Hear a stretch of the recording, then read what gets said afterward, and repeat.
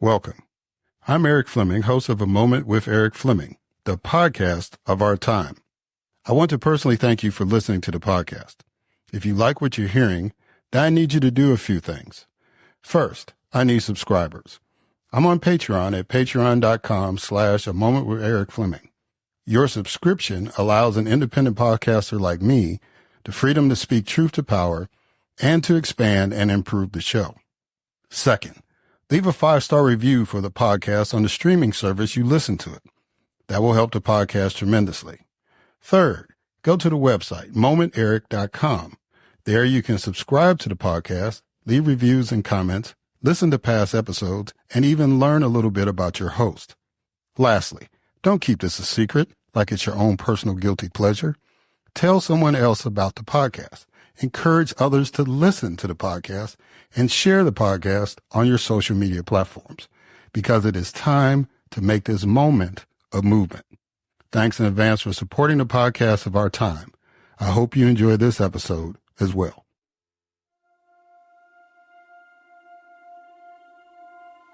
The following program is hosted by the NVG Podcast Network.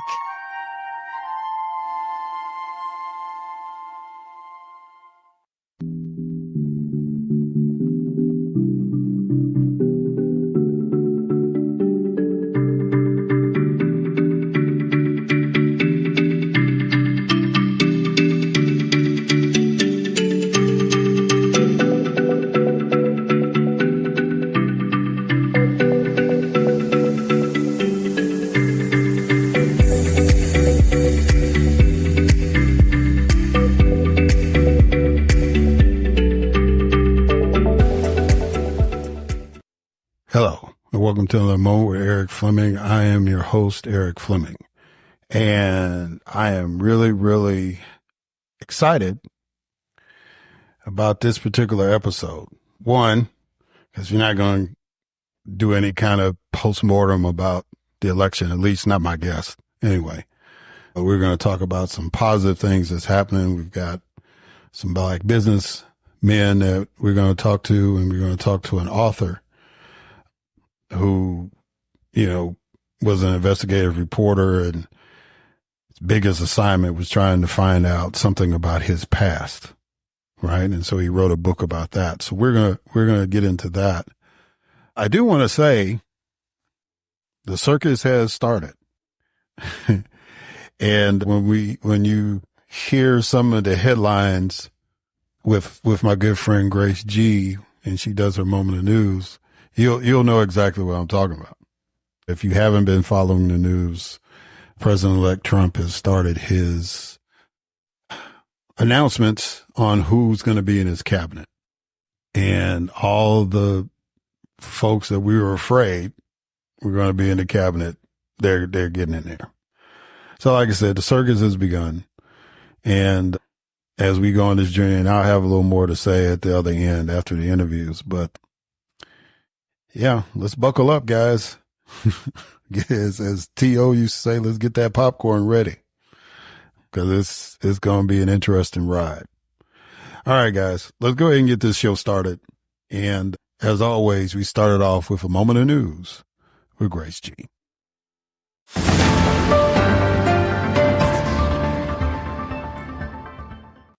Thanks, Eric. Republicans will keep their majority in the U.S. House of Representatives to give them control of both houses of Congress for the first time since 2019. Senator John Thune of South Dakota was chosen as the new Republican leader of the U.S. Senate, replacing Senator Mitch McConnell of Kentucky. President-elect Donald Trump announced some of his appointments for his new administration, including Senator Marco Rubio as Secretary of State and South Dakota Governor Kristi Noem as Secretary of Homeland Security. Representative Matt Gaetz resigned from Congress following the announcement that President-elect Trump appointed him as the nominee for Attorney General. The U.S. Supreme Court denied former White House Chief of Staff Mark Meadows' request to transfer his Georgia election interference case from state to federal court. A federal judge paused deadlines in Trump's election subversion case as prosecutors navigate the complexities of his potential return to the presidency. Massachusetts Air National Guard member Jack Teixeira was sentenced to 15 years in prison for leaking classified military documents. FEMA fired an employee who recommended that staff avoid North Carolina homes with Trump-supporting yard signs. A federal judge ruled that a Louisiana law mandating the display of the Ten Commandments in public school classrooms is unconstitutional. A Texas judge ruled against President Biden's immigration program that aimed to provide a path to citizenship for certain immigrant spouses. An Illinois law banning many semi-automatic firearms was struck down by a federal judge. Raleigh, North Carolina police arrested a man accused of a series of random vehicle shootings, charging him with multiple counts related to the incidents. And Judith Jamison, former artistic director of the Alvin Ailey American Dance Theater, passed away at the age of 81. I am Grace G., and this has been A Moment of News.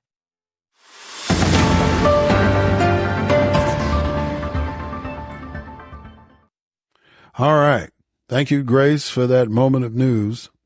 And now it is time for my first guest, and their names are Ollie Nervis and Henry Dickerson, and they are the founders of Straw and Wool. I'm sorry. They're a hat company, Straw and Wool.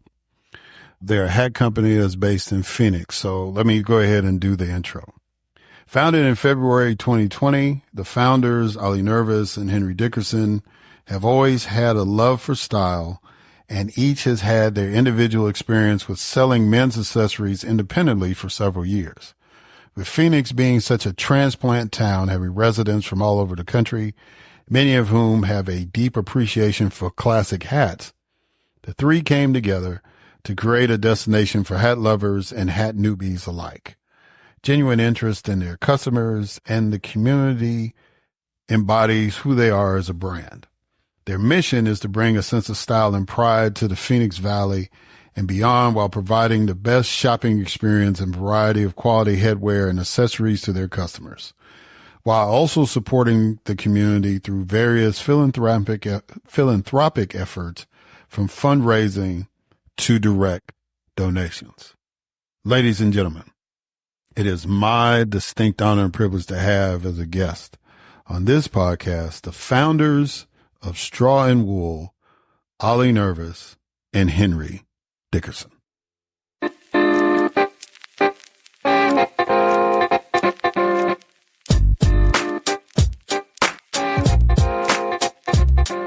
All right.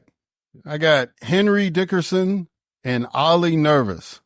How y'all brothers doing? Y'all doing good? Peace. Doing great, brother. Myself, man. I'm doing lovely. Now, these gentlemen, for those in the listening audience, own this company called Straw and Wool, and it is a hat company.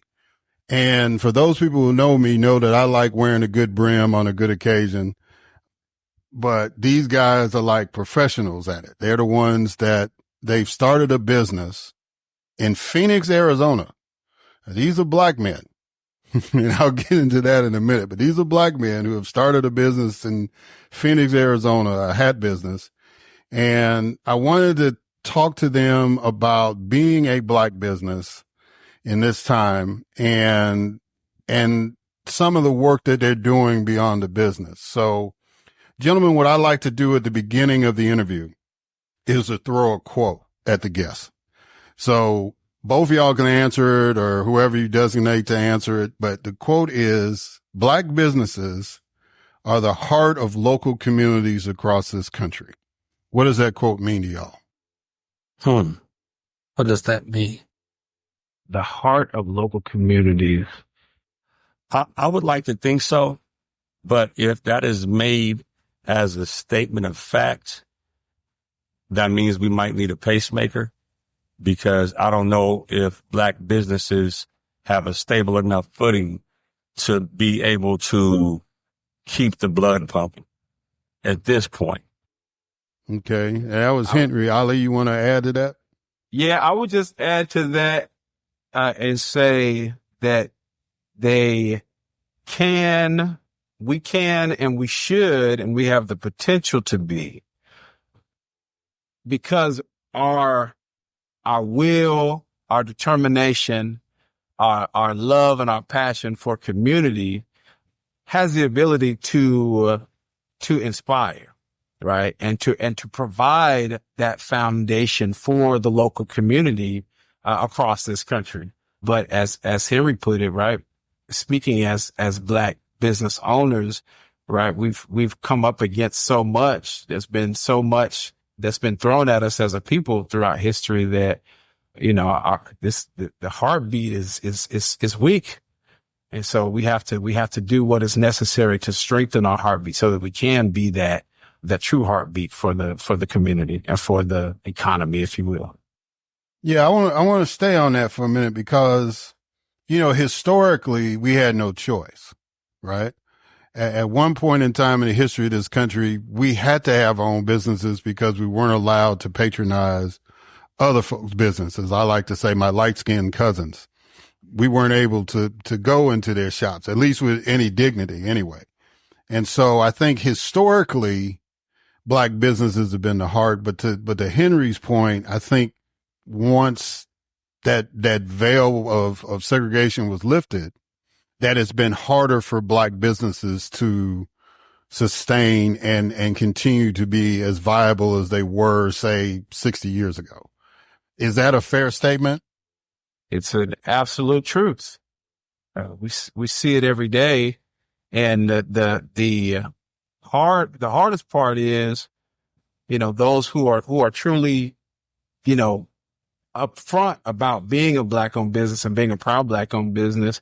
We miss out on reaching a lot of consumers in the dominant culture, right? So whether it's because we can't compete or whether it's because of discrimination or whatever the reason is, but we also miss out on getting the support from our own community, right? Because of what you just mentioned.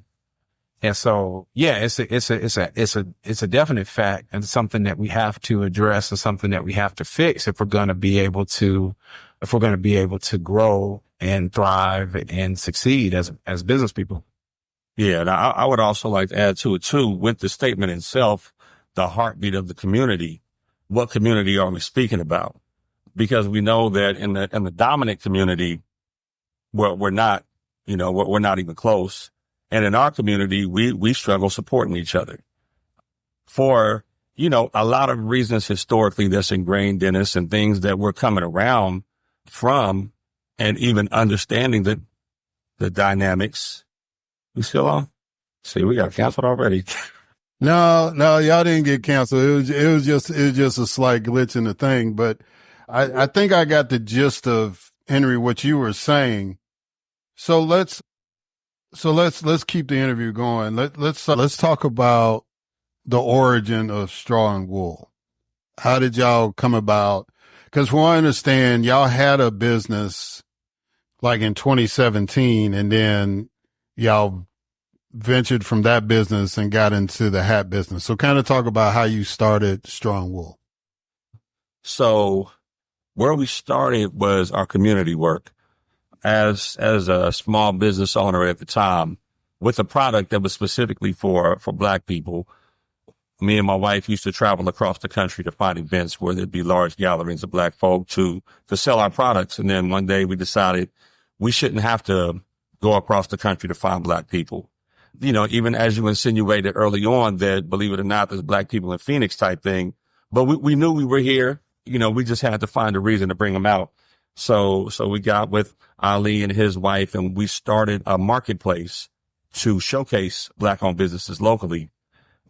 You know, it went like gangbusters. A lot of people was telling us that it's not going to work because there's not a lot of Black people there. And we told them we just need enough. So, you know, it took off. And as part of that process, evaluating the landscape, not too many businesses had things for men specifically. So after doing some research, landed on hats to just fill the void in the marketplace. So when men came, they would have something to shop for.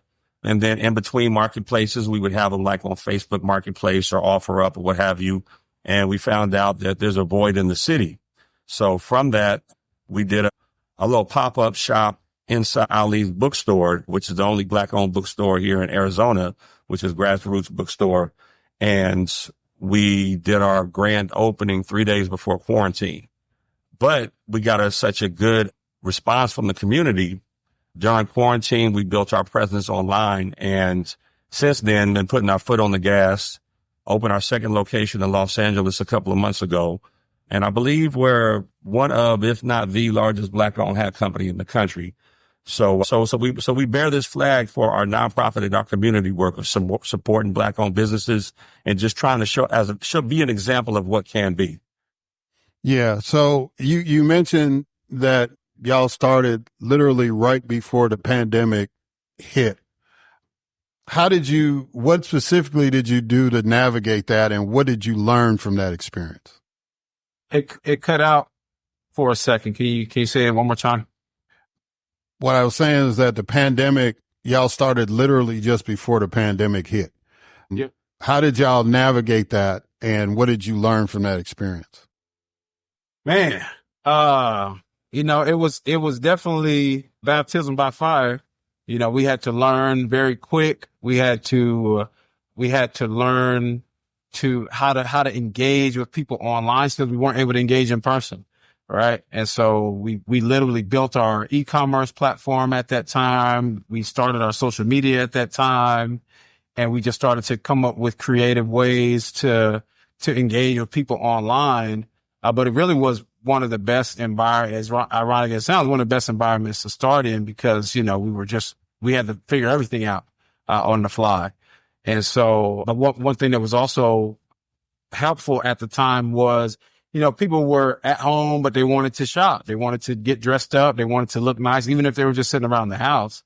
And so, we were really poised to do a really good business as things, started to open back up, as, people started to go back outside again and wanted to go out and be amongst other people again.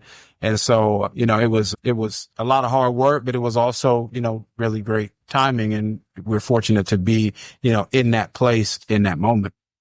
Yeah, I don't think where we are right now is possible if we didn't start when we started, because even the location where we have our store in downtown Phoenix was another store that closed because of COVID.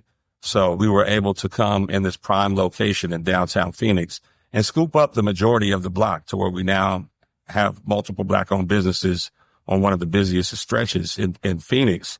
And with having that time you can't go outside. So, you got to do something. So we learned this business. We connected to the greater hat community as opposed to when we started, we just planned on being a local hat shop because there was none. But once we tapped into, like Ali mentioned, tapped into the worldwide community, that allowed us to flourish. And, with having a lot of time on our hands, it allowed us to strategize and really position ourselves to win. Yeah. So, what is the significance of you having that business at the Roosevelt Road Arts District? I've been to Phoenix once, and I didn't get to really see the city and all that, but it seems like being in this particular spot is one of the prime spots in the city. So kind of talk about the significance of being there in the Roosevelt Road Arts District. Yeah, it definitely is. I think it's one of the top arts districts and destinations in America. It gets a ton of tourist traffic, ton of local traffic. And so for us to have our business here, but not just our business here, but to have a strong presence here for our community, right? As Henry mentioned, there's three Black-owned businesses that we're affiliated with. Straw and Wool, Stardust and Sage, which is owned by Henry's wife, Havana, and our Acres Community Creators Marketplace, which is owned by our nonprofit, which is a boutique for artisans, for small businesses to have their products in the stores, mostly for the vendors that we work with at our marketplace. Now there's a brick and mortar concept where they can have their product, right?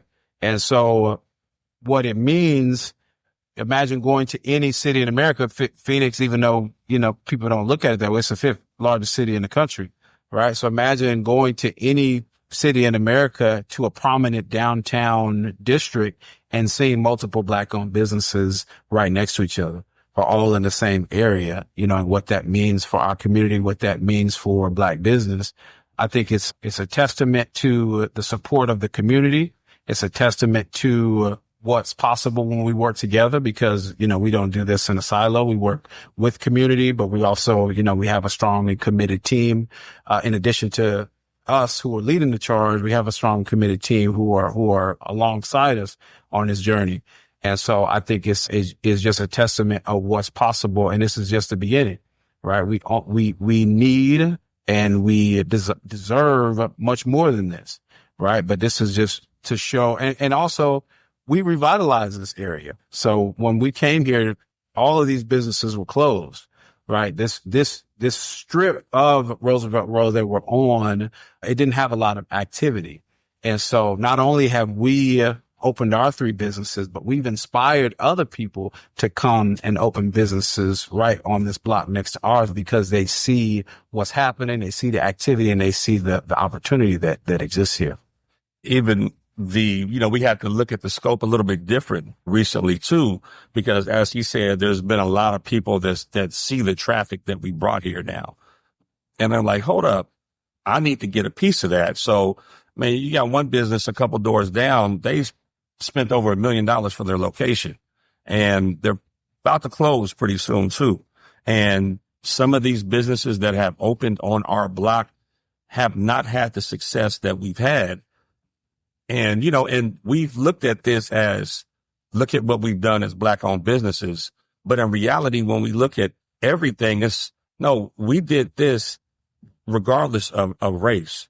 We just happen to be Black, but we revitalized this. So we're not going to look at our success just through the lenses of a Black owned business. We're forcing people to recognize our success and what we've done for this stretch as vital businesses, period. So don't just pay us attention during Black History Month. You really need to take notice of what we've done and the tax dollars that we brought in and the people that we've inspired.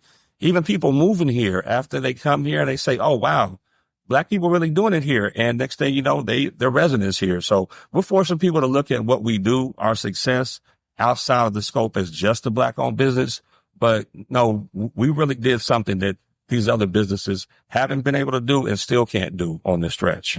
The property value has raised since we've been here and activating this area. Like we said, a number of businesses have moved to this area since we've been here. And, it's unfortunate because we weren't in a position to buy and own, right? So we've benefited the area, but, as individuals and as a business, we haven't necessarily benefited from the activity and the revitalization that we brought to the area. Got you. But, and those are incredible points, because you want to remind people that y'all are not looking for sympathy or anything like that, or an uneven playing field. Y'all just want the opportunity to do what you want to do. And, you shot down a myth about property value, Brother Ali, when you talked about how the value of the property is going up because y'all are there, as opposed to the myth that's always when we show up, oh, the property value is going to go down, the neighborhood is going to go down, and all that stuff. If it wasn't for you all, that area probably would not be thriving as it is. Right. Yeah. Right. Right. So let me ask you this question. Did the exposure from ESPN help y'all, or what? Absolutely. Yeah. Without a doubt. Okay. It's been one of the biggest, booms for our business, from exposure to sales, to credibility. Yeah. 100%. Okay. Yeah. And so sometimes, too much, because a lot of people recognize this that we don't even realize why. Yeah. And one of the things that we talk about on this show is, during COVID was also, the summer of George Floyd, the summer of Black resistance. And all these corporations were like, oh, well, now we gotta do something for Black folks. We gotta recognize businesses, and all these different programs came up. And so to actually talk to somebody who has participated in one of those efforts, if you will. I'm glad to hear that it did have the impact that it was supposed to have. My concern is now that's not the flavor of the month anymore. And so do you think that this disinterest now, it's not a it was for that moment. Do you think that the decrease in the interest is going to have a negative impact on Black businesses or is not going to have any impact at all based on how the business is run and all that kind of stuff? I think that last part you said is the key indicator. If you have been able to take the additional boost that was given to Black businesses during this time and really cultivate that energy into building something sustainable, then you'll be fine. I always tell people, if support is anywhere in your business plan, you're going to fail, because support only lasts for so long. It's up to you to get on your feet and create a viable product and support your customers. And that's something that we focused on from the beginning, was to not really be business that is dependent upon support. It comes obviously because, we've put a lot of work in the community supporting them and they support us in return. So that's greatly appreciated.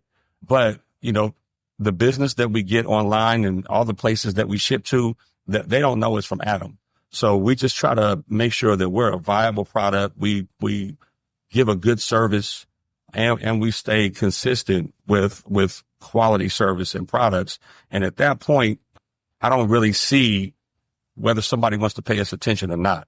We're trying to be like Levi. We're going to be here, 100, 200 years from now, and not based on, any outside factors other than good quality product or service. Yeah. I just said it depends on the outlook of the individual, right? If that's something that you're dependent upon, then yeah, it's going to hurt you. Right. We saw organizations who were getting rained on with checks and opportunities, during that period. Right. And then when the money dried up, either their work dried up or, something had to end. Right. But we can't be dependent on that. As Harry said, if the opportunity comes, if they have a mindset to do something to help Black folks and help repair all of the harm that's been, inflicted over the past several hundred years, fantastic, right? But we can't depend on it. We're not going to expect it. We have to do what we have to do regardless, right? And so again, if something's going to come, hey, great, fantastic. We weren't expecting the ESPN thing. They emailed us. We thought it was spam, right? And so finally, we reached back out to them. I was like, okay, this is a real thing. Cool, right? Thank the Creator for the blessing, right? But we're gonna put it to work and we're gonna keep doing what we're doing. And I think that's the mindset that all of us have to have, of not expecting the dominant culture to do something for us, especially not something that's gonna truly empower us, right? It might be something, something a little boost, a little token, right? But not something that's gonna truly empower us and truly help us liberate our people, right? That job is on us. So that leads into this question. Now, according to the State of Black Arizona and the Greater Phoenix Economic Council, Black businesses account for just 1% of all businesses in Phoenix. So I said I was going to ask y'all a political question. Here's the political question. What do you think government can do to help change that? Or do you think government can't do anything? What's your thoughts? I mean, there's a lot that government can do to change that, and a lot of other things, right? A lot of other challenges and issues that we face, right? But does government have the will to do it? I think the biggest thing that we know, that everybody knows that we need, is capital. We need access to capital. Our community has been divested and exploited for hundreds of years, right? There's no mystery as to how we got into this position. It's a wealth canyon that exists in this country. All right. I study a lot of entrepreneurs, listen to a lot of podcasts, and all these multi-million and billion-dollar corporations, a lot of times it's just the seed money that they get in the beginning. If you can go to your family and raise $200,000, $300,000 for your granola bar business idea, or for some cockamamie idea that you have, and then your uncle is, a professor at Harvard and all these things, right? It takes the guesswork out. There's a system in place that makes it a lot easier for these businesses to succeed. And so we don't have those things in our community. So if government was truly interested in seeing a change, and this type of change, right, they would institute things. They would hold banks and financial institutions accountable that discriminate, but that takes courage. That takes will, and it takes, some serious intention to see change. And, the government has never shown to have the appetite to do that. Yeah. And I'm willing to bet that on that report that other quote unquote minorities, racial demographics or whatever are higher than us, whether you're speaking about Asians, whether you're speaking about Hispanics or whatever. Maybe the Native Americans are below us, but who knows? But I'm willing to bet of all those, we're probably the lowest on that list. So when we look at that, we got to stop having BIPOC programs, BIPOC funding.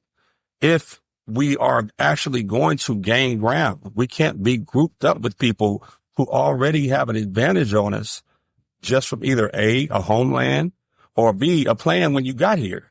We're in a unique situation that we're still trying to climb out of the hole from, that, there's somebody at the top of that hole still kicking dirt, so stop grouping us in when you release these programs and these fundings and these opportunities. We're just the B. The B has a unique story than those other letters, than the minorities, than the people of colors. So in order for us to gain ground, we need very intentional and very direct initiatives that support just us. It's like Ali said, it's not hard. Nobody else has that story, but yet we're grouped in with everybody else. So Henry, let me hit that real quick. So having been in an elected position before, if somebody comes to you and says, well, Brother Henry, I hear what you're saying. However, we can't really navigate the law like that. If we pass something or we create a government program, it can't be just for one group of people.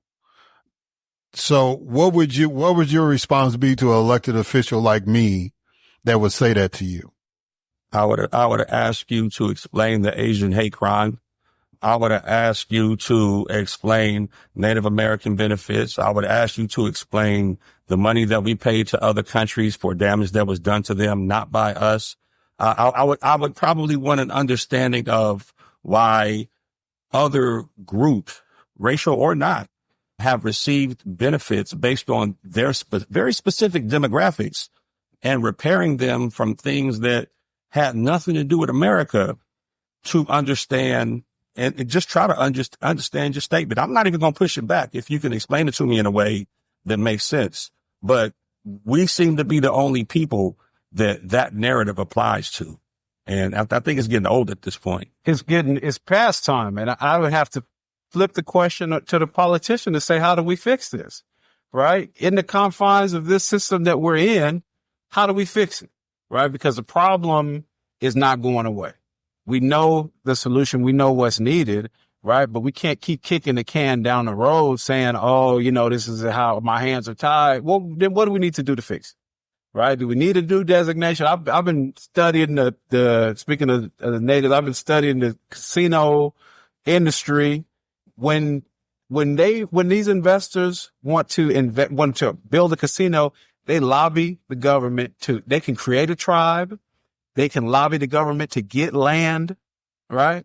To start a new reservation, and then they invest in the casino, right? Build a casino, invest hundreds of millions of dollars, and then reap massive amounts of profits, right? So they're operating within the system, but going around certain things. There's loopholes that they're exploiting in order to get what they need. Right. So why are we the only ones that are being told, oh, this is the way the system works, and it's whatever. Right. We know that the laws in this country have never been lawful. right? They just been put instituted in a way to benefit certain people, right? So that would be my question to the elected officials, was knowing what you know about the system and knowing what you know about our condition. How do we fix this? And on the same note, to that statement, we're not asking for something that's based on race. We're not asking for something for Black people. We're asking for something for people that have a lineage of people that built this country, that have a very specific designation. So it's not race-based. Same way these tribes are lineage-based, the same way the every other group is lineage-based. It's not a discussion of race. It's a discussion of lineage and history. Okay. And that's a good way to put it, because I think when we get into the discussion of race, and we won't dive into it too deep, but we understand that race was a construct to divide and conquer. But when you make the argument based on lineage, as far as ancestry, as far as generational contributions, because as I referred to them earlier, my light-skinned cousins, they brag about the fact that here in Georgia, they're like an 8th generation. And I said, you do understand that Georgia was set up as a debtor's prison. So you're bragging on the fact that your great granddaddy was a criminal, right? In the eyes of the King of England. But they use that to justify why they should get benefits and privilege. And it seems to be a problem when African Americans or Black folks, however you want to describe yourselves, when you make that same argument, it's like, well, I don't know, and all that stuff. It's really interesting. I think that's a challenge that we're going to have to seriously address moving forward as Generation X and Generation Z become, and the millennials become more of the power base in this country. All right. So let's get into, and this may be a segue. Let's get into the foundation work that y'all doing. Talk about the foundation, why you felt you needed to start that up, and what is the objective? Yeah. So the foundation work was really born out of a need that we observed over and over again to provide resources and support and education to businesses in the community.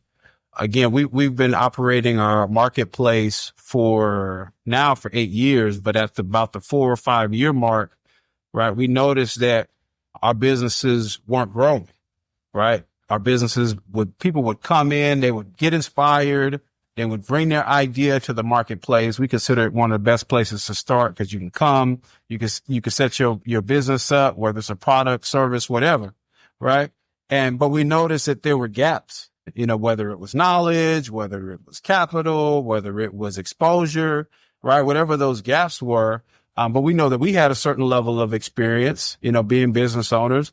But we also knew that there was a lot of experience that was out there, a lot of knowledge that was out there that, people just weren't accessing, whether it was from people in the community or outside of the community. And so we know that business is a vital tool to build wealth, to create jobs, to create opportunity, to help elevate us and help move us forward as a community, as a people. And so, we saw the need to create something that could bridge that divide, that could bridge that gap, right? And so that's the whole idea behind the nonprofit. And we continue to do our marketplace, but now we have the retail store. So now, instead of somebody coming out once or twice a month, you could be generating passive income every single day of the week through the retail store, right? We do classes now. We do workshops now. We do networking events now to bring community together so that we can do business with one another. We can rebuild that trust, rebuild that true sense of community, right? Because we say community, right? But we're still very segmented. We're still very divided. And so the more we're in communication with each other, the stronger our relationships are, the better we can support each other in every aspect, but definitely in business. And we have a whole bunch of things planned. We just secured a 13,000 square foot facility, which is right in East Lake Park, which is a historically Black neighborhood in Phoenix. And so it's going to be our headquarters for our nonprofit. It's going to be office space for other nonprofits that serve businesses. It's going to be a co-working space. It's going to be an incubator. It's going to be an event space. It's going to be a whole bunch of things. And so we're just charging hard, trying to show what's possible. Once again, trying to lay the groundwork for the people who are coming behind us, who have brilliant business ideas and need that support, need that foundation, and need the resources that, like we said, that a lot of other communities have. And so we view it as our responsibility to help gather those resources and bring them to our community so that we can continue to grow and do what we need to do. Yeah, because we can speak firsthand about the opportunities and the money that's in the city. And unfortunately, on the flip side of it, after doing the work for, what was it, like 5-6 years as just out of love, funding it out of pocket. And then like, okay, we need to become a nonprofit in order to get access to more resources to serve as a better resource to these businesses. And once we became a nonprofit and we realized how much money really was out there that's getting bottlenecked by gatekeepers, it kind of changed the mission a little bit, because at that point we realized that we weren't fighting a battle. We need to support them, but we're fighting a legacy actions within our own, I hate to call them community or even our own people, but people that represent us, to the dominant society. So they get the checks cut and those resources don't make it to the community. And after seeing that, it kind of put a different fire up under us, because now we're fighting two battles. We're fighting the battles to make sure that these businesses have what they need and we're there for them to build this foundation. And over here, we're fighting to be seen by the same people that are cutting the checks to the people that have been there when the checks have been cut, but have not done the right thing with those resources to benefit the community. So it's, we're kind of trying to dismantle the system and build a new one at the same time. So this is my last question, and it's very personal with me, and we don't have time to get into the story of why it's personal with me, but it's a word called pace, right? So it's like, y'all got this successful business going. You've got a couple of other ventures going. Now you got the nonprofit going. How do y'all pace yourselves? Because I think that's very important for Black business people to understand about extending yourselves or overextending or whatever. How do y'all deal with the issue of pace? And when is the right time to move in this direction? When is the right time to kind of stand pat or even pull back a little bit? How do y'all address that? Because I think that's very important for us. We're not the examples.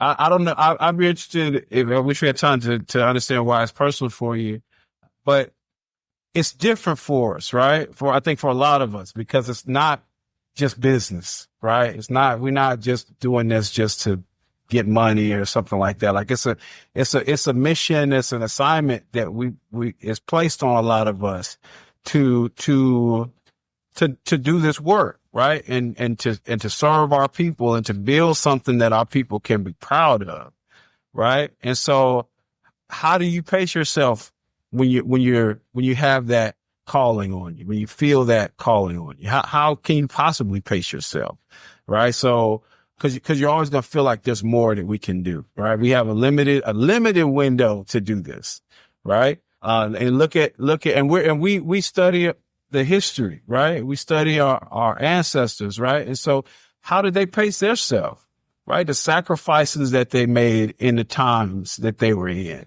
right? I don't know. That's an impossible question to answer, right? But I think, that for me personally, balance doesn't look, I always tell people balance doesn't look like this, right? Balance look like this. That's balance, right? When I realize, okay, I'm way overextended. I haven't spent any time with my children. I haven't spent any time with my wife. I haven't been sleeping. My health is suffering. Okay. All right. Now I got to try to pull back a little bit, right? And regain some of that balance. But as soon as I'm here, I feel like I can't stay here, right? I have to go back to this because that's the time that we're in. So, I mean, like you said, we're not the best examples for that because it's hard to pace yourself in a time like this. Yeah, it's one of those things I meditate on every morning, and I'm looking for the answers, because if you were to look at our plate it would look like a to-go plate from a barbecue. You put everything as much as you can on that plate, and you're trying to walk out with it. That's like literally what our plate looks like. And actually, we're probably just going to take the tin pan. That's what our plate looks like. But like Ali said, it's like what we do is not business. Money is the last priority, because we know it's going to come if we just continue to do a job. But the impact that we know we can have and we have had, that is the most important thing that we work for.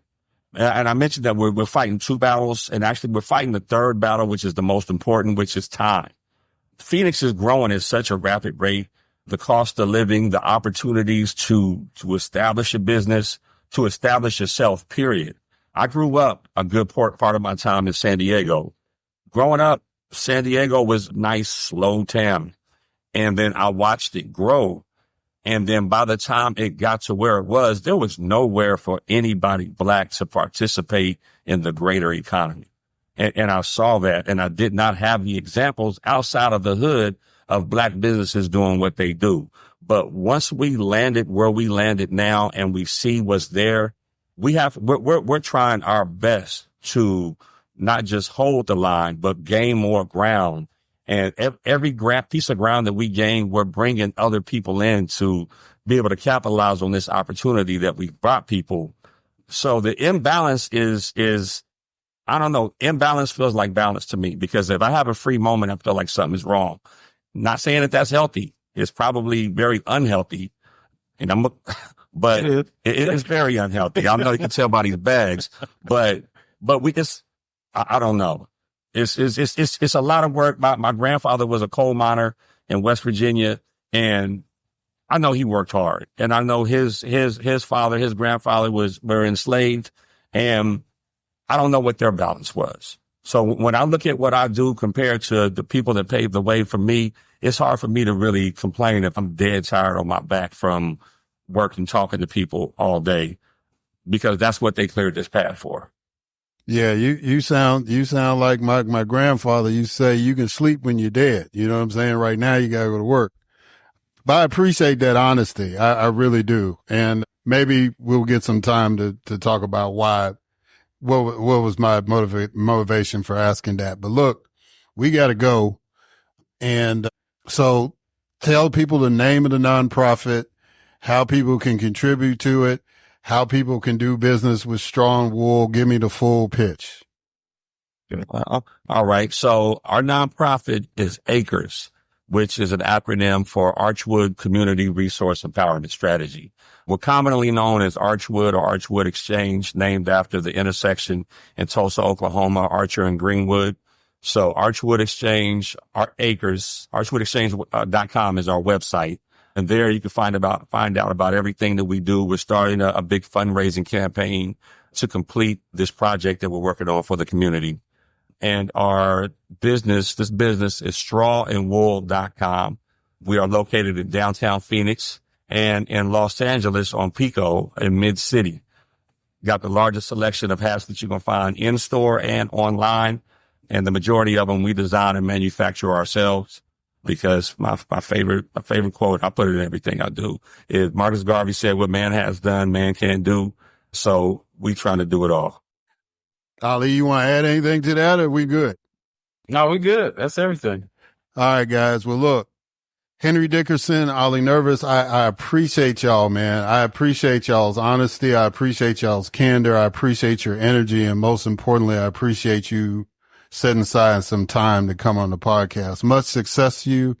If you can cater to big head folks like me, you know, you'll probably see me dropping an order pretty soon, because that's always been my big challenge, is getting something to fit this big old head I got. So if y'all can work with me, I can work with y'all.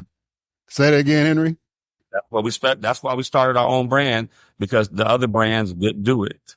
So yeah, we got you on the big head. You got a lot on your mind, and we got you. Hey. All right, guys. Fine. So we got you. All right, guys. We'll catch y'all on the other side. Thanks for having us.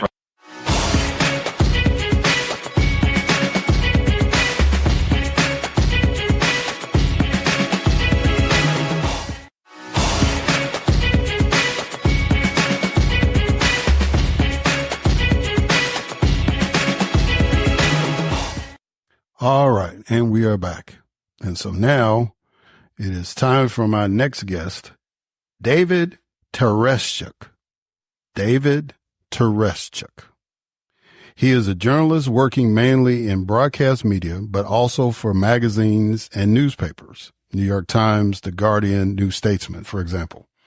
He spent 2 decades with British commercial television, reporting, producing, and making documentaries before moving to the United States, where he worked for ABC, CBS, CNN, Discovery, A&E, and the History Channel.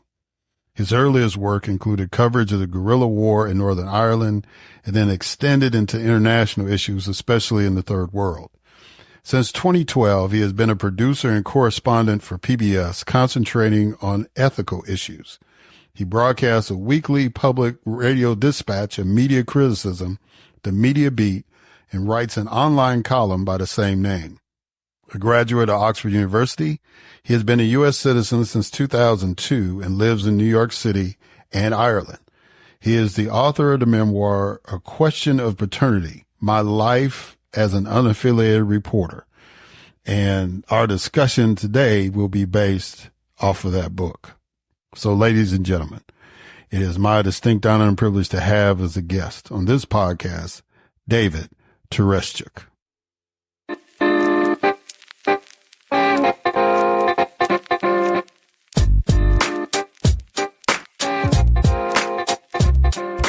All right. David Tereshchuk. How you doing, sir? You doing good? I'm well today. I hope you are too. I'm doing good. I'm doing good. I'm still in recovery mode, but we're not really here to talk about that. We're here to talk about your book. And let me see. The name of this book is A Question of Paternity, My Life as an Unaffiliated Reporter. And this is basically your life story.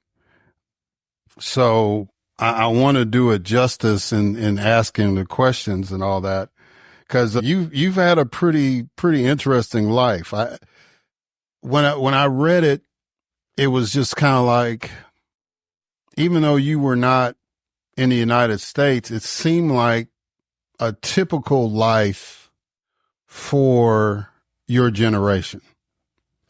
And I don't know if that's a fair assessment, but just, the coming of age stuff was pretty interesting.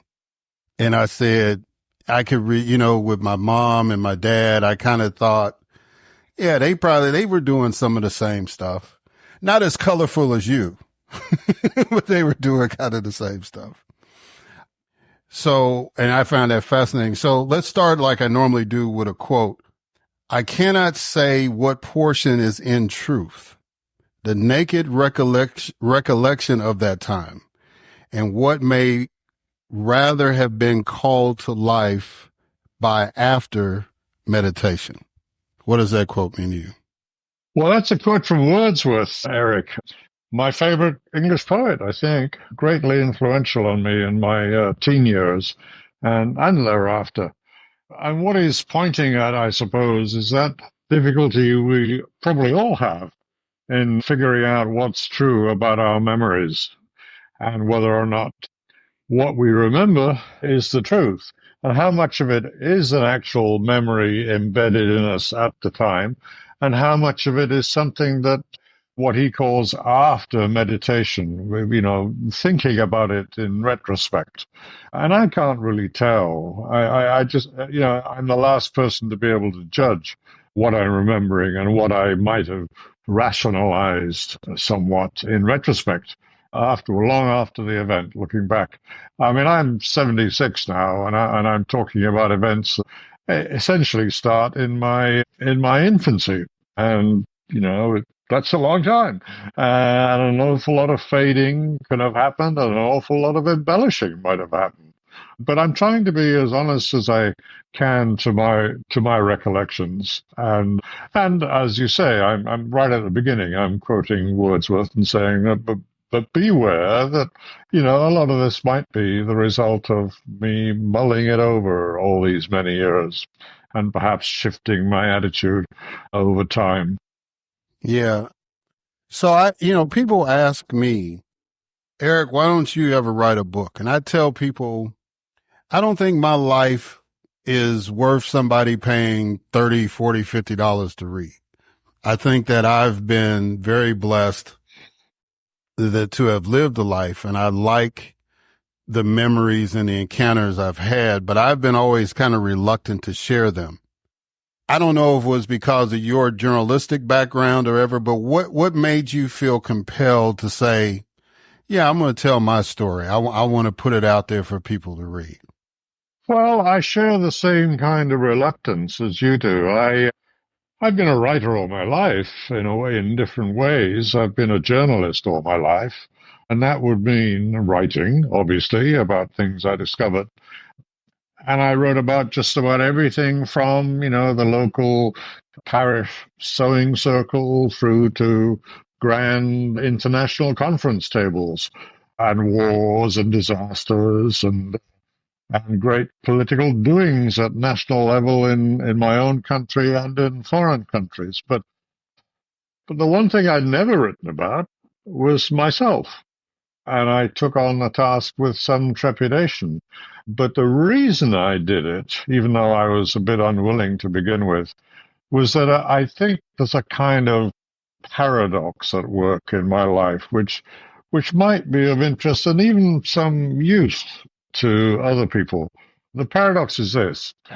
It's my job as a journalist to go around the world and ask people questions and get answers on the public record, often from people who don't particularly want to be pinned down, and the leaders of countries who are being evasive about the truth very often. So there I get my answers in the public realm, but in the private realm of my own personal life, there was this big question that never had an answer. Who was my father?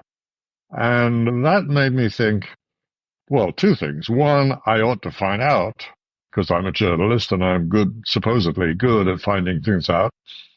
And secondly, that whole paradox was in a way a story in itself, and a story that might be helpful to other people who have paradoxes and secrets in their life that they might want to resolve. So it seems like when you were at Oxford, it seemed like that was when you discovered this talent. Because you talk about that you were more of an introvert, if I can say that. I don't know if that's a way you would describe yourself, but absolutely, yeah. I was frightened. I think I was very ill at ease with myself, and all to do with this secret background, not knowing. I think it was to do with. Certainly, that was part of the mix, that I didn't know who my father was, and it was a big family mystery, and I was unsure about whose I was, and therefore, in a way, about who I was. And I was shy. That was the word at the time. I was reserved. I was inward-looking, and certainly not very outward-going. Yeah, and so you seem to have found your voice when you started working, I guess, with the school paper in Oxford, and then you ended up on the TV station. Yeah, well, initially while still at college, it was in fact a deliberate prescription for myself. I'm not quite sure how I figured it out, but I don't know why it occurred to me that it might work, but it was an interesting effort. I decided, it was a decision. I decided that to get over this shyness and awkwardness that I felt, I had to make myself go out and talk to people. And the route to doing that was to become a reporter on the school newspaper, the student body newspaper. And, I wouldn't be able to get my stories if I didn't go out and talk to people and be outgoing in that sense. And it kind of worked. I became pretty adept at getting stories out of people. And that went on when I found myself at the ridiculously early age of 19 on a regional television station. And they actually put me on screen doing that all the time, interviewing people and getting answers. So, yeah, you're right. I found a way of dealing with my own problems, and I ended up doing a useful job of work in the world at large with the talents and skills that I developed. So what is the story, the interview that really highlights your career? Is it the first story you did with, what am I trying to say? It was a young lady and she got kidnapped by the KGB, I think, or something like that. And then was it that? Because I think that was your first big story. Or was it something in your career? Yeah, no. I think my head was definitely turned by this extraordinary story I was able to pull off in the border country between England and Scotland, which is where I was originally brought up, incidentally. But I went back there at the age of 19 and got that job in the regional TV station. And I found myself there in 1968. This was the year, and the Russians, the communist Russians, the Soviets, with their tanks, rolled into neighboring Czechoslovakia, part of their Soviet empire, if you like. But at the time, they were attempting some liberal changes, and the Soviet powers that be decided to crush this liberal attempt by force of arms. That's what they did, the 1968 Soviet invasion of Czechoslovakia. Now, we had a local angle on this in the British border country, oddly enough. I happened to have interviewed a few weeks before the daughter of one of the leaders of the Czech Communist Party. She was a student at the time herself, the same age as me, I think. And she was on an international work camp doing voluntary work, digging ditches, in fact, in our area, helping to improve the infrastructure of our rather benighted part of the country, not very well developed. She had pretty good English, and I did an interview with her about that job of ditch digging, basically. And it was, a good local story for us, these foreigners coming in to help us out. But then suddenly I realized that her father realized this on the night of the invasion. The Soviet communists had waved a piece of paper saying that the Czech communists, in the person, in fact, of this girl's father, Vasil Bilak was his name. He was the secretary of the Czechoslovak Communist Party. He had, quote unquote, invited the Russians in. So he was a vital part of that invasion process. But what had happened was, I only discovered this after a phone call from the volunteer work camp that came to me that same night, was that the young daughter had been taken away from the volunteer camp by two guys who pretty obviously were Russian agents, and had taken her to the local railhead and got the train down to London, and then bundled her. Apparently, according to eyewitnesses that saw this, she was reluctant, but evidently in a rather drugged state, and was hustled onto an Aeroflot, the Russian state airline plane, and flown to Moscow to join her father, who, of course, by then was in Moscow, the safest place for him to be in these circumstances. And that was an incredible cloak and dagger spy story for me. And with my little local angle in the Scottish border country, my story was featured on the national news. And as I say, I was 19 years old, and there I was on the national news in Britain. And I couldn't be more happy about the way my job was going. Yeah. So that was pretty much the kind of the spark, but and you've had an extensive career in it, what story do you feel was the one that moved you the most, or the one that that you know, had a bigger impact on you, of all these people you've interviewed and all these places you've been throughout the globe? What story resonates with you besides that very first one? Well, I think it's a body of work, Eric, to be honest. I pretty doggedly stuck to reporting of one area of interest which was very strong for me, which is the last vestiges of white supremacy in Africa. There was a recalcitrant body of white supremacy in southern Africa, especially, that lingered on and on through the 20th century.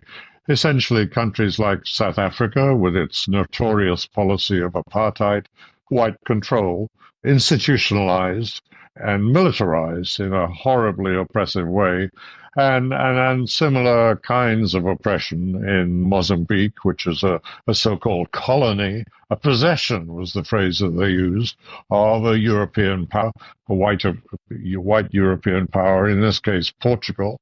And there was also the country that we now know as Zimbabwe, but at that time was called Southern Rhodesia. There were two Rhodesias, both colonies of Britain, named after a Brit, Rhodes, the man who has instituted for us as modern day people looking back to him, founder of at least the man who, for whom is named the Rhodes Scholarships that enable people in the English-speaking world to go to Britain to do their college education. So a whole sort of atmosphere of British imperial domination of the world was exemplified by these last remnants of the empire, really. There was Northern Rhodesia as well, which we now know as Zambia, and that was a long liberation struggle as well. In Southern Rhodesia, there was complicated by the white settlers setting up their own government in rebellion against their own imperial country, Britain. And the same was true of a former German colony, which ended up being controlled by a sort of proxy rule. Germans called it Southwest Africa. We now know it as Namibia. And there was Angola, another Portuguese possession. And I reported in all these countries because I think I was really enthralled by this determined struggle of African people to throw off these final shackles that were still remaining in that part of Africa and establish final liberation. And I'm glad to say in my lifetime, I saw it happen in all these countries. And that was exhilarating, really exhilarating to pursue that struggle and report it fully for the Western world. Yeah. So let me ask you, because that kind of gets me to a question that usually people ask me. Why do you think now that we in the Western world, I say, well, let's just say the United States, because I don't know how extensive it is, you know, with the BBC and all that, but in the United States, why do you think that we don't cover Africa like they did, you know, during the moves of independence and even really since apartheid ended? Why do you think that we don't focus in on those stories as much as we focus in on other parts of the world? Yeah, Africa on the whole tends to be a forgotten continent in American media. That's true. It's less true of Britain and much of Europe. On the other hand, you can see that it's low on the agenda compared with other parts of the world. It's interesting at the moment, for instance, that in terms of conflict reporting, which is a large part of my portfolio too, but nowadays you'll find even really sensible newspapers like the New York Times and the Washington Post talking about two major wars going on in the world at the moment: Israel and Gaza, And of course, Lebanon and Syria too, as sort of side fronts in that same war, and the war of Russia's invasion of Ukraine. What seems to be forgotten is that there's a horrific war going on in Sudan, in North Central Africa. And why is that the case? Why is that forgotten? Largely forgotten, I should say. I mean, there are reporters and reporting outlets that do still report it, but it's not the mass media in general that's covering it at all. It's low down in the totem pole of stories of interest. And why is that? I think I have to put it down to history. That institutions in the West have always downplayed Africa. It was historically an area that was exploited and then eventually gained its freedom from that exploitation. For many people in Western media, that's, in a sense, the end of the matter. And Africa's not that important anymore, which is extraordinary because apart from anything else, just in the West, in the West's own self-interest, you would think it would be good to maintain relations and remain in fruitful contact with such a huge and I would say in modern day terms, capitalistic terms, potentially profitable area of interest. But is that interest expressed in journalism and in media generally? No, I'll have to admit that you're right. It's not. Yeah. I just wanted to do that. I'm not going to go down that rabbit hole with you too far, but I just wanted to kind of get your view on that. So one of the things you talk about in your memoir is about your struggle with alcoholism.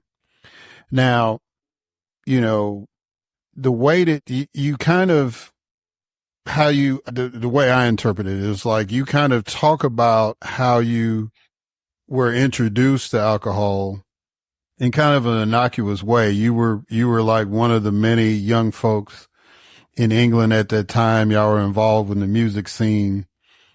I forget what instrument. I knew you played guitar. I didn't know if you played lead or bass guitar, but yeah, absolutely. And so part of your payment, rhythm guitar. Say that again. I'm sorry.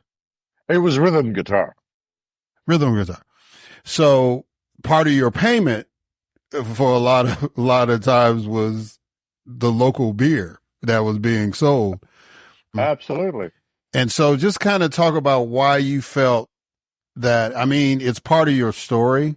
I get it, but why you felt it was important to really highlight it and then kind of ease us into it the way that you did. Well, I didn't want to. I was reluctant to write one of these recovery memoirs, which have become so prominent and I guess popular. They sold well. That were a part of the publishing scene in the last couple of decades. But it's unavoidably part of my story that I am an alcoholic, and I was an active, interesting word, active alcoholic. Active alcoholism is when you drink alcohol even though you shouldn't. That's what being active in those terms is all about. And it's an important part of my story. I think it's one of the defining features of my makeup that I'm powerless over alcohol, and my life is unmanageable if I keep drinking. And so inevitably I got to the point where I had to stop drinking. Otherwise I would have been dead. And that process, that realization took me to some dark places, but it also took a long time. I drank helplessly, out of control, eventually, for 27 years. And mercifully, that's way behind me now. It's 33 years since I last had an alcoholic drink or any kind of mood-altering substance. And I can tell you, quite honestly, I prefer it this way than when I was in thrall. I was a slave to alcohol for 27 years. Yeah. And I know you described one instance, because most people, when they're going through that, as long as they're functioning, they think they can kind of hide it or, get past it. And I think it was one instance you said you were talking to a colleague and he said, yeah, you didn't slur your words that much today. And that was your first realization that other people knew that you were. There came to be a lot of those instances. Yeah, people got very, very well aware of my incapacity, and yeah, you're right. I thought I was getting away with it. People like me often do. In a way, I guess I did get away with it for a while. But I couldn't do it forever. It's unsustainable. Alcoholism is a progressive disease, and it has a certain progress which it has to go along. That's how diseases work, and it was getting worse and worse. And in the end, it couldn't be concealed, and I had to opt for the opposite course. I had to try and give up, and it wasn't easy. For a lot of people, it's not easy. I was highly dependent upon alcohol, but mercifully, I somehow or other got a break, and eventually, the whole idea of recovery, of staying away from an alcoholic drink, one day at a time, managed to stick, and those days turned into weeks and months and years, and now, as I say, it's 33 years. Yeah. Well, congratulations on the sobriety and for having the courage to talk about it. One of the other things that's compelling about the book is because the way I like you, because you don't hit the readers over the head, you just kind of take us on the journey, and it's like part of your journey was that you drifted away from your upbringing in the southern borderlands. It was almost like anything was kind of an excuse to kind of distance yourself from it. And then eventually you decided, yeah, I need to find out some stuff. So what was the compelling thing, without giving too much and making sure that people read the book? What was the most compelling thing that you decided I need to reconnect with my roots? Well, I don't want to give too much away in the book either, but but I can say this. I mean, it's interesting that you should bring up the alcoholism, because I didn't think that I was making too much of it in the book, but it was an undeniable thread. And the important point came, I suppose, when I had stopped drinking, because then I was in a wholly new situation. I was in a wholly new situation in many different ways at the same time as it happened. I stopped drinking. I'd also changed countries. I'd moved from Britain to the United States. I was having to find my feet in a wholly new setting. And also, just as if this wasn't enough for me, I decided to get married too. I fell in love with a wonderful woman who was originally from California, but who lived in New York. And here I was in the media capital of the world, having to remake my career. So there was a lot going on.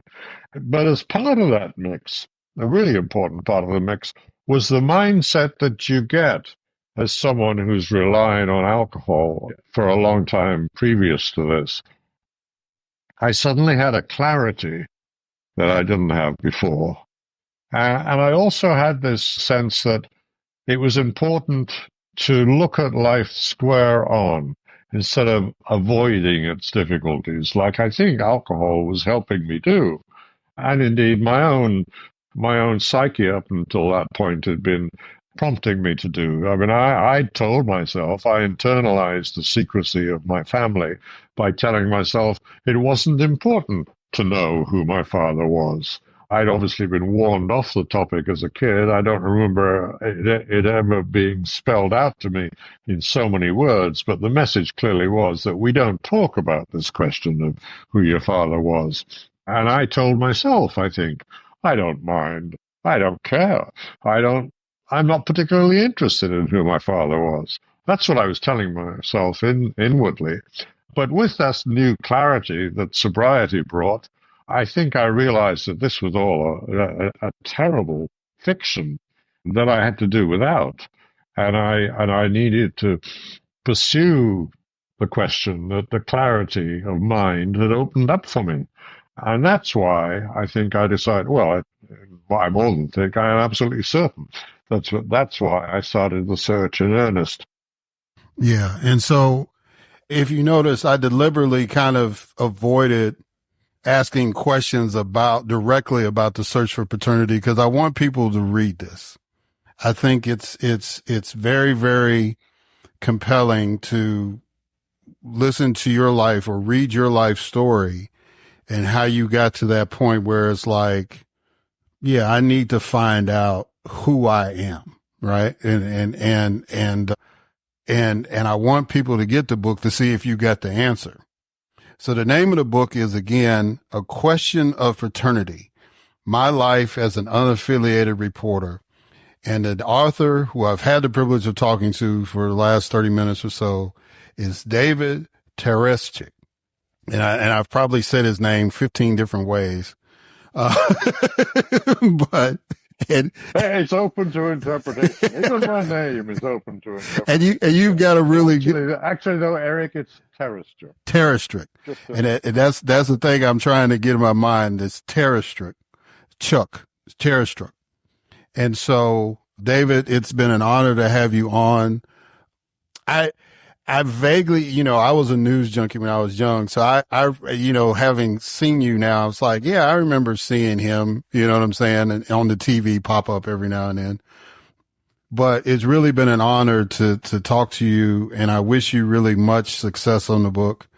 And before I let you go, though, there's two things I usually do. I usually ask people how folks can get the book and all that.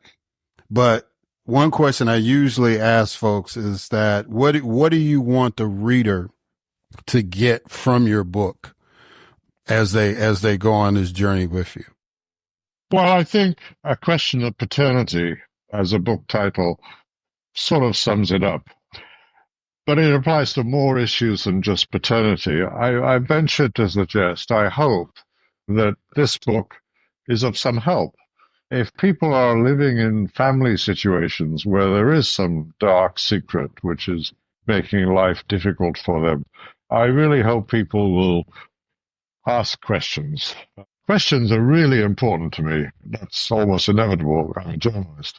But I think it's really important to ask questions when you're in a situation, a family situation, especially when things are being kept from you. And I would suggest that I hope this book is an illustration of how asking questions can lead to an easing of that burden of kind of secrecy, the toxic kind of secrecies that many families suffer from. So where can people get the book? How can people reach out to you to talk about the book or other things? The book's available at Amazon in both paperback form and an audio book and an ebook. And my own website is the best way to reach me. It's themediabeat.com. The Media Beat, which is my weekly commentary about the media. Themediabeat.com. And you'll find details of the book there too. All right. Well, David Tereshchuk, I greatly appreciate you coming on the podcast. Thank you. Thank you so much for that. And again, I wish you much success. Thank you very much, Eric. All right, guys. And we're going to catch y'all on the other side.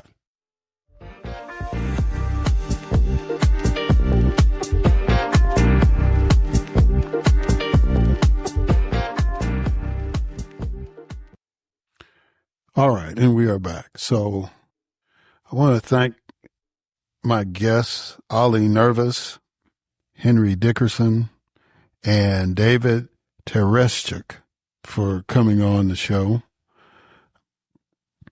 As you kind of figured out, it wasn't another post-mortem show about the election. And what I'm going to try to do, I may get some guests coming on to give some assessments, but the main thing I think we need to focus on is going forward, right? I've stated my opinion. If you listen to a lot of podcasts, you've heard a lot of people give their opinions, and analysis and all that. So it's time to move forward. Time to figure out how we're going to navigate this. A couple of pieces of advice. I don't think you can go after somebody politically and in effect hinder their opportunity to advance and then come right back and ask them for a favor. And I would love for people who are doing that to come on the podcast and kind of explain what your thought process is. Because if you didn't want that person in office, you don't need their help. Because if they had gotten elected, they would have been in a better position to help.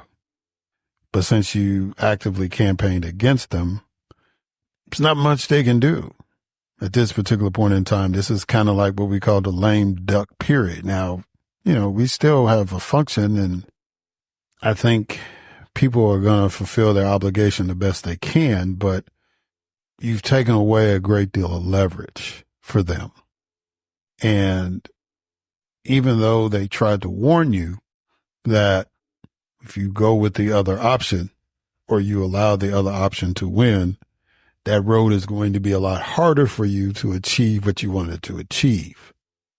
But there's an old saying in the Black community, a soft ass is a cure for a hard head.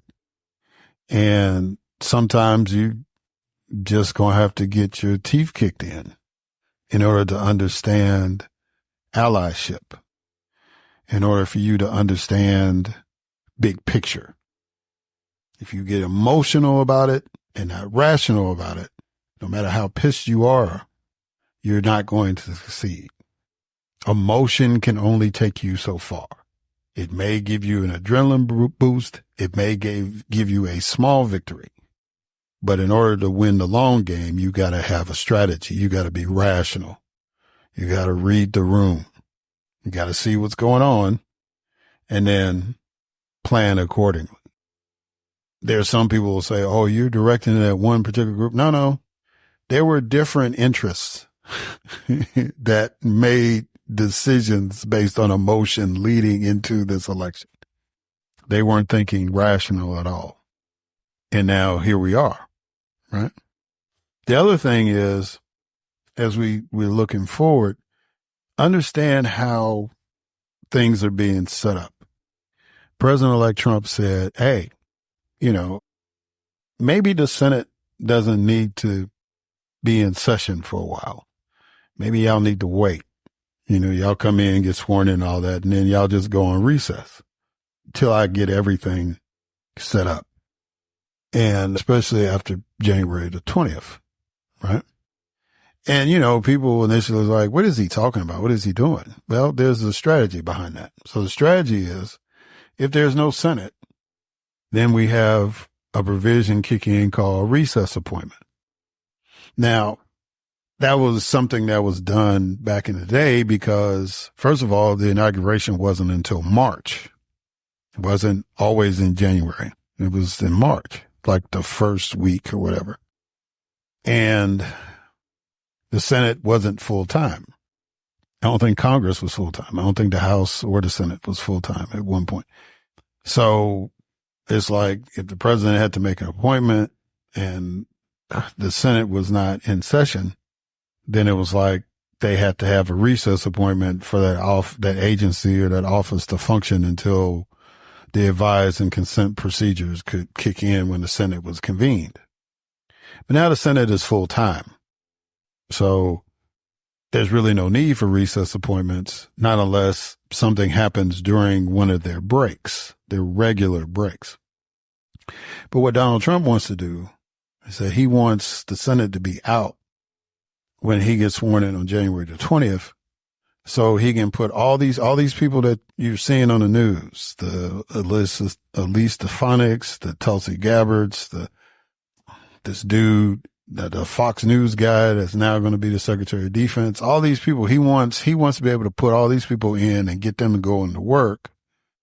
And even more importantly, Matt Gaetz, however you pronounce it. They want all these people in so they can start doing what, Project 2025, Trump 47, whatever plan you want to call it. We're going to start implementing that stuff, especially Kristi Noem and the Homeland Security. They want to get all that stuff kicked off, and then the Senate comes back and, go through the process or whatever the case may be, because he's going to need some legislation passed, so they got to come back, right? And at that point, those hearings will take place, but they've already started their work.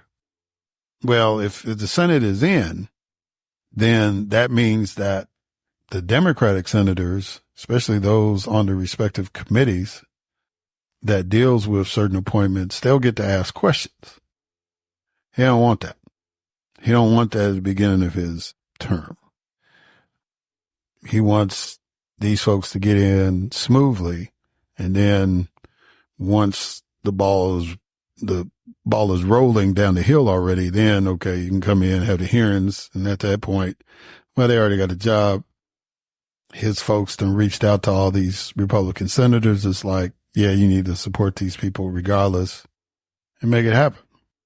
He wants to railroad this process as much as possible. Now, I don't know how to read the tea leaves when the Senate didn't pick Rick Scott, because Donald Trump said that's who he wanted, and Elon Musk said that's who he wanted. But those men and women in the Senate and the Republican conference said, no, it's going to be John Thune. And John Thune was the senator from South Dakota who was being groomed by McConnell to replace him. That's who McConnell wanted. Everybody in the Senate knew that on the Republican side, and so they voted accordingly. They didn't really care what Donald Trump thought. Now, we don't know if that's a sign that the Senate is going to do what they want to do in this term with Donald Trump, or they're going to capitulate, right? Don't know. It's really, really hard to tell. I would like to think it's a sign that they're going to do what they think is best to try to maintain the democracy on their end as much as they can. But I don't trust that. And neither should you. Nonetheless, we'll see.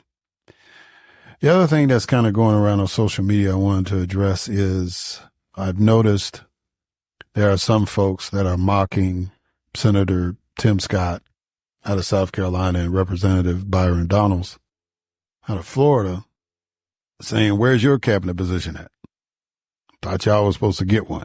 Y'all did all this and y'all not going to get nothing. I haven't checked the news today before I started recording, so I don't know if Secretary of Housing and Urban Development has been picked up, but that's usually the black cabinet position. That's usually the one kind of reserved. He's already broken tradition with, the tradition that President Biden was starting to have a Native American in the interior position. But Housing and Urban Development, basically since its creation, has had an African American. So if that position has not been announced yet, then that's probably one of those two will be offered that. Now, they may have been offered it, and they may have said, look, we want to stay in Congress and do the work. Makes sense. They both got I don't think Scott was up, but I know Donalds was up and he got reelected. So why not stay? So, I get it. Folks on social media are going to do what they do. But I wouldn't be surprised if he hasn't picked a HUD secretary yet, or one of those two will get it. And there may be some conversations being had. It's like he has a list of people, right? Which is why the Matt Gaetz pick was a surprise, because Gaetz wasn't on the list until the morning of the announcement. And supposedly he met with President-elect Trump, and President-elect Trump said, oh, yeah, okay. And then Gaetz resigned so that the investigation that was being held on him would disappear. And you're like, well, he resigned from his job like that just because he got appointed. He ain't been confirmed and it's going to be issues and all that. He got reelected. So he resigned. Don't know if they're going to have a special election for like 5 minutes. Don't listen to Marjorie Taylor Greene. I don't know if they're going to have a special election. The DeSantis might, but I don't know if they're going to have a special election to finish out this term that ends the 1st of January, basically. Because you got to have so many days to have the election and get people to sign up and register, all that kind of stuff. I don't know if they're going to do all that. They might, but, I don't know if they're going to do that because there ain't really nothing they're going to be trying to push between now and the start of the next congressional session. So, but he's okay because even if he doesn't get, for whatever reason, he doesn't get to be Attorney General, he'll still be a member of the House because he got reelected. So he'll get sworn in with the new group first week in January. So that's that. But the main reason why he resigned was to shut down the investigation, which I guess is smart. But it just kind of shows the kind of people that we're dealing with and we're going to be dealing with for the next 4 years. We've already been kind of dealing with them. Now it's about to go to a whole new level. And I need y'all to be prepared for that. And I need y'all to be ready to do some work when the call is made. And for those of you who realized, oh, I made a mistake, which I don't really buy into that, right? You voted for who you wanted to vote for. You did what you wanted to do. So let's not say mistake. Let's say regrets. Then when the call is sent out this time, if you know better, you do better, then we expect to see you, right? If called upon.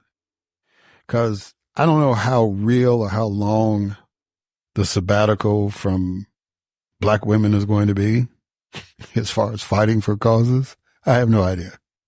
I don't know if it's just a few that are influencers or it's a general consensus in the community. I don't know. Nobody's really talking about it like that. We do have one sister that's out there with a Black Project 2025, and I'm going to do my best to get her on the podcast. But yeah, I don't know how long it is, so you might have to do the work yourself. But if you're called upon and you really feel the way that you feel, we expect you to come forward. Because again, words and bracelets and trinkets and whatever else is not going to cut it. It's all about action. It is all about action from this point forward. So, when the call to arms is raised, we'll see who shows up. Bottom line, that's where we are. Instead of pointing fingers at other people, we need to be pointing in which direction we need to go. All right. And I know we got to do the autopsy and figure out what went wrong and all that stuff and all that.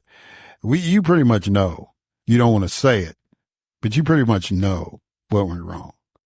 America is what it is. The question is, how can we navigate America now that you know what it is in order to get leaders to take it to another level where that everybody has rights. Everybody has freedom. Everybody has peace. Everybody has prosperity. Not just the opportunity. We've been playing that game for a long time. Now it's time for results. As Dr. King would say, it's time to cash the check. It's time. So that's where the direction needs to be. I'm with my team, ride or die. But my podcast will be open for anybody that's got ideas. Doesn't matter if you're a Republican. Doesn't matter if you're a Democrat. Doesn't matter if you're an independent, green, liberal, libertarian, whatever. Whatever expertise you'll have on particular issues, you're welcome to come on. Because I'm gonna be here and I'm gonna say what I gotta say. But if you got something to say, you can come on. because the only way we're going to get through this, the only way we're going to go forward is that everybody has their say, everybody works through it, and we come up with effective solutions to get us to the next level. You know, in video game terms, it's like, okay, we got to defeat this boss. This boss is hard. We thought we had passed this boss, and we get to another level, and there's this boss again. So we got to defeat this boss on his terms, in his room. We got to defeat this boss for good, and then go to the next level. That's where we are. And I hope that you're willing to be a part of that journey. All right, guys. If there's nothing else, thank you for listening. And until next time.